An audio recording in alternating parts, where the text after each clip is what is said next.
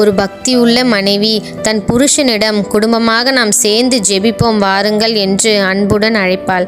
ஆனால் அவனோ தன் வேலையில் தனக்கு உயர்வுக்கு மேல் உயர்வு வருவதை குறித்து பெருமைப்பட்டவனாய் எல்லாம் என் அறிவு ஞானத்தினால் வந்தது என்று மேட்டின்மை கொண்டான். மனைவியோ அவன் கண்கள் திறக்கப்பட வேண்டும் என்று விடாமல் ஜெபித்து வந்தான்.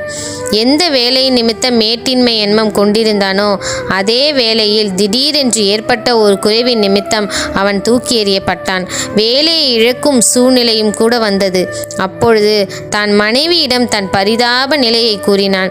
அந்த நேரத்திலே தன் மனைவியோடு சேர்ந்து கர்த்தரை தேடவும் ஆரம்பித்தான். கர்த்தரை தேடுகிறவர்களுக்கோ ஒரு நன்மையும் குறைவுபடுவதில்லை என்ற வார்த்தையின்படியே மீண்டும் அவரை தேவன் அவர்களுடைய குறைவுகள் அனைத்தையும் மாற்றி நிறைவாய் ஆசீர்வதித்தார். அதே போல உங்களுடைய குறைவுகளையும் கர்த்தர் நேர்த்தியாய் ஆசீர்வதிப்பார்.